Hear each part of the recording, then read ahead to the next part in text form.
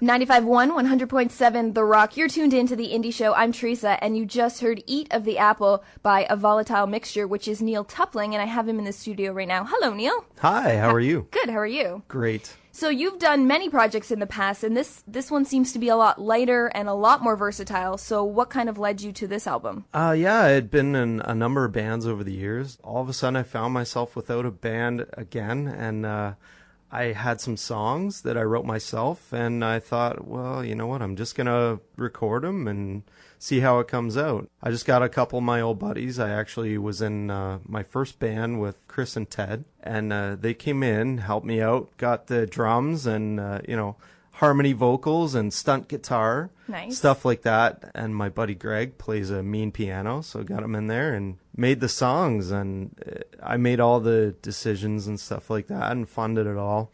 And it turned out pretty good, and those guys put their little stamp on it, and voila, a volatile mixture. And that's kind of what it is, because none of the songs really sound the same. It's not really the same style. It's pretty diverse, so it is a bit of a volatile mixture. If you had to give it a description of a genre or something like that, what would you? I kind of usually say it's like a cross between Alice in Chains meets the Allman Brothers in a way. All right, yeah, that makes sense. So I feel it has at least Eat of the Apple has a very grungy feel. Yeah, 90s definitely. Grunge. Yeah, there's an interesting story behind that. That song popped up the day after I met Alice in Chains. No way. Yeah, and I got a guitar signed from the whole band. Really? And That's awesome. I wrote that song on that guitar, so I kind of think that Jerry left a song in that guitar for me. He channeled it for you. Well, Yeah, that's maybe. awesome. Where did you record that EP? At Mark Planke's studio, Shark Tank Productions over here in lovely Walkerville. Yeah, Mark Planke's the man, and got an amazing drum sound to start with. Ted said he'd never heard himself sound better. Really? Yeah, so he always wants to go to Mark's now. So here's my question. A lot of people love going to him. What do you think is the best thing about working at Shark Tank? Oh, it's so chill and relaxed. That's it for me.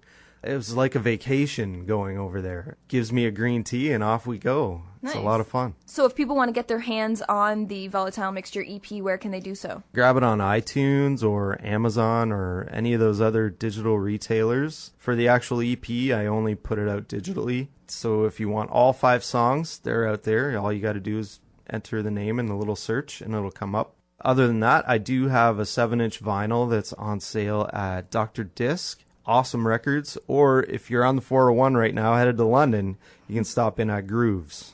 All right, cool. And you're working on new music, which you plan on, again, recording at Shark Tank. So what's the new music going to be like, similar to the previous? Some of it might be similar. I think I'm going to be branching out even further as well, too. There's no limit to the genres that I'll go to. I was thinking about doing a rap song even. Really? I don't know. We'll see if that happens. Don't make it like I kinda Yellow doubt Cool it. J Well, country dude. It actually, that's sort of a joke, I guess. Remember Guns N' Roses back in the day had that song called My World? Oh, yeah. It's just a cheesy, funny song. So where do you get the inspiration for all these different songs? It's interesting, actually. The one, Bus Station Blues, which we're going to hear after this, I was sitting at the bus station waiting for the tunnel bus to go to a Tiger game, and it popped into my head. So when you say popped into your head, what pops in? Music or lyrics? That one, they both kind of just appeared there. Interesting. Yeah, that was interesting. Usually I'll get either lyrics or music first, and there's no real formula to it. They just arrive. And are you working on any other projects right now? Yeah, actually, speaking of the Golden Eagles, our old drummer, Jeff Yunker, lives in Toronto now. He just emailed me an idea that he had. He was working on some songwriting just on his own, and he kind of got stuck, and he says, I think Neil's the guy for this one. So he emailed me a track, so I haven't sent him anything back yet, but I'm working on ideas for it, and he's going to get that very soon. We don't know what it's going to come out to. We might record it in a studio. We might not. It might just be for fun, but something might pop up there. We'll see. We'll see what happens. Yeah. Okay, and just an honest question. When you're making music, why do you feel you do it? Do you make it for happiness as a release, for fame? What makes you want to write? I'm sure that there's a release factor to it. All the stuff that pops into my head, whether it comes in through my ears or my eyes or whatever, it all gets processed, and then sooner or later I form an opinion. That's just how it comes out of me as a song. Fame, I don't think I'm going to achieve much in the way of fame doing this. This is more or less for the love of doing it. And I enjoy recording. It's a pretty cool thing when you get into the studio and you take nothing and all of a sudden you leave, you have something. The creation process is a lot of fun. So that's kind of what makes you want to keep going? Yeah. All right, great. Well, let's play Bus Station Blues now by A Volatile Mixture, a.k.a. Neil Tupling, and thank you so much for coming in and chatting with me. Right on. Thank you very much.